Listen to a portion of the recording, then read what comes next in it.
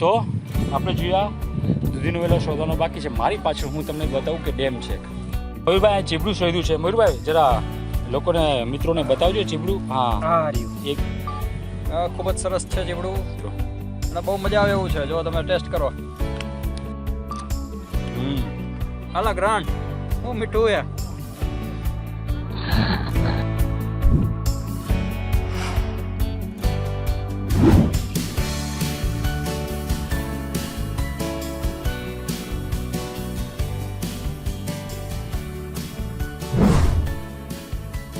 કે ખેતરમાંથી ચીબડા કેવી રીતે કોઈ ગાડી ઉપર ના જાઓ. કોરોનાનો સમય છે મિત્રો, એટલે વાળ કાપવું, વાળંદ પાસે જવાનું મને એટલું બધું રિસ્કી લાગ્યું. એટલે શ્રાવણ મહિનો બી ચાલુ થઈ ગયો, એટલે મિત્રો રાખીએ, જોઈએ કેટલી મોટી થાય. ફર્સ્ટ ટાઈમ કરીએ છીએ, તમે બી રાખો, બહુ સારું કહેવાય.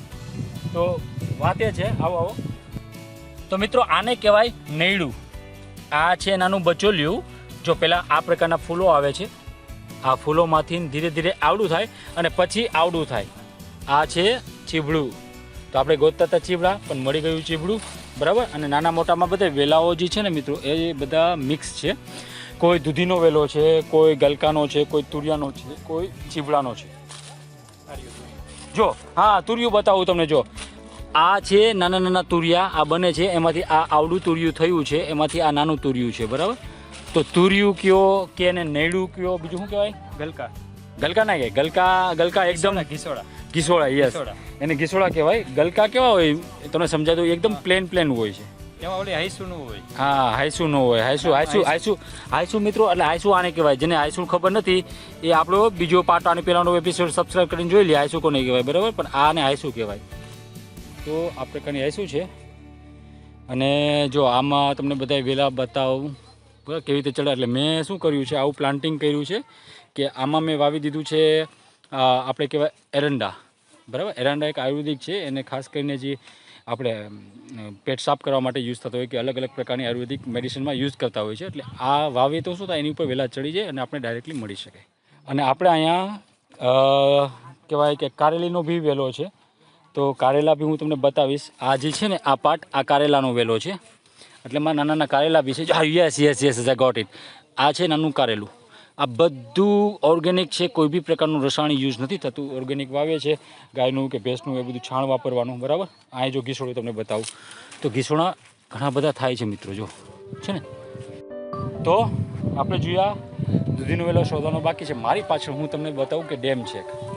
આ પાછળ પાણી દેખાય છે બધું તમને, એ બધું ડેમ છે. ડેમનું પાણી છે. આપણે ડેમની બી મુલાકાત કરશું. અને યસ, ગામડાની રેણીકેણીમાં તમે આગળના એપિસોડમાં જોશો, મેં તમને ડેમ બતાવી હતી, પણ એ ચોમાસા પહેલાંની વાત હતી. અને અત્યારે ચોમાસા પછી એ ભરાઈ ગયા પછી કયા પ્રકારનો નજારો હોય છે એ તમને ખૂબ જોવાની મજા આવશે. અને તમને બી એવું લાગશે કે તમે મારી વાડી આવવાની ઈચ્છા થશે. લોકોને મિત્રોને બતાવજો ચીબડું. હા એકદમ કૂણું છે, બરાબર. અને બીજું બી ડેવલપ થાય છે. ડેવલપ થાય છે ને, ડેવલપ થાય છે. આ થોડુંક અમારા મયુરભાઈ માસ્તર છે, એટલે એ બધું થોડુંક જે બી બતાવશે છોકરાને જેમ સમજાતો ને એવી રીતે બતાવે. એવું કેવું છે, ડેવલપ થઈ ગયું છે. ડેવલપ થઈ ગયું છે. કપોષણ નથી થયું નહીં, સારું છે, બહુ સારું છે, બહુ સારું છે, બરાબર છે. હજી આમાં ઘણા બધા ફૂલ છે, એટલે બહુ સારા એવા ચીબડા આવી શકવાની. શું લાગે મયુરભાઈ, આને આપણે ધોઈને ખાવું જોઈએ કે એમને ખાઈ શકાય? શું લાગે છે? આપણે આમાં દવા તો છાંટતા નથી, એટલે આપણે એમને પણ ખાઈ શકીએ છીએ. ખાઈ શકીએ. તો જરા એ એક આપણું નાનું ઓલું એ નહીં, એ બાળકો માટે રાખીએ. પેલું એક લઈ લો, એ થોડું કૂણું છે, આપણે બે ખાઈએ, કારણ કે મને લાગી છે ભૂખ. ઓકે, ખૂબ જ સરસ છે ચીબડું. અને આપણે જોઈએ તો બહુ કૂણું છે. આવી રીતના આમ સાફ કરી નાખવાનું. જો તમે સાફ કરવામાં તૂટી બી એકદમ કૂણું છે મિત્રો, અને બહુ મજા આવે એવું છે. જો તમે ટેસ્ટ કરો. હાલા ગ્રાન્ડ હું મીઠું હે. બે આ કડવું છે. સોરી મિત્રો, ચીબડા આ ચીબડું કડવું નીકળ્યું. એટલે હોઈ શકે ચીબડા બે પ્રકારના હોય છે. ચીબડું ખાતા પહેલાં ધ્યાન રાખવું, થોડુંક જ પેલા ને મોઢામાં નાખવું, હાલાગ્રાન કરીને કડવું ખવડાવી દીધું, મોઢું કડવું થઈ ગયું. પણ બરાબર છે, સારું કર્યું. અમે ચાખ્યું એટલે ખબર પડી કે આ વેલો કડવો છે. પણ હવે આપણે મીઠું ચીબડું ગોતીને ખાવું પડશે. બહુ મસ્તીનું છે મીઠું.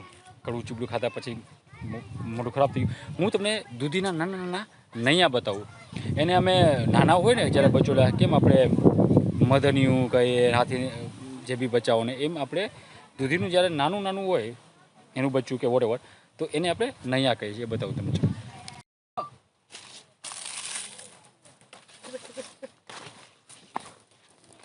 યસ, જો આમાં દૂધીના ઘણા બધા ફૂલ આ નાની નાની નાની દૂધીઓ છે, દેખાય છે. એના ઢોકળા બનાવીશું, દૂધીનું શાક બનાવીશું, ચણા નાખીને ઘણી ઘણી વાનગીઓ બને છે. પણ દૂધીનો વેલો આવો હોય છે ને, આ દૂધીના નાના નાના. વાવ મિત્રો, એક નવું મસ્ત મજાનું જો આ ચીભડું જ મળ્યું છે. અને આઈ થિંક આ કડવું નહીં હોય, પણ બહુ કાકડી છે. આ નોર્મલી આ કાકડીનું છે, પણ બહુ મસ્ત છે. કાપજે મયુર, તૂટતું નથી. 1 મિનિટ.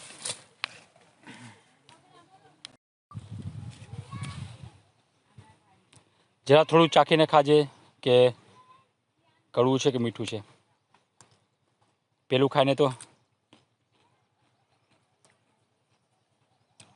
ફૂલ મીઠું. ફૂલ મીઠું. વાહ વાહ વાહ વાહ વાહ. ફાઇનલી મીઠું. લાજો. પેલા ચીબડા મોઢું ખરાબ કરી નાખ્યું હતું, પણ આ ચીબડા ખરેખર ફાઇન. આવું હવે આપણે જોઈએ ને, મેં અમદાવાદમાં બધે જોયું ને, કયા પ્રકારના ચીબડા મળે યાર, વિચિત્ર હોય. જે હાઇબ્રિડ હોય, આ હાઇબ્રિડ નથી, પ્યોર છે કાકડી. જે પેલા નેટિવ બ્રાન્ડ કે વોડે હોય, નેટિવ જે બીજ હતા, સીડ હતા, સેમ છે આ વસ્તુ. અને ઓર્ગેનિક તો ખરી જ. બહુ મીઠી. ધોયા વગર ખાઈ શકીએ. પણ જ્યારે આ પ્રકારના ચીબડા નીચે ગોતતા ગોતતા આપણે ધ્યાન રાખીએ તો સાપ ને બધું નીકળી શકે, તો ધ્યાન રાખવાનું. એના માટે મોટો શૂઝ પહેરવાના. કન્ટિન્યુ સબસ્ક્રાઈબ કરી લો, ચાલો ખાઈ લો. ત્યાં પીપર વાવી છે. પીપર એટલે શું હોય, જે પીપળો હોય ને એનું એક ડાળ અમે વાવી દઈએ તો એમાંથી જ નીચે મૂળિયા ફૂટી જાય અને પીપળનું એક ઝાડ બની જાય. તો સેમ અહીંયા પ્લાન્ટ કરી છે અમે, એ હું તમને બતાવું.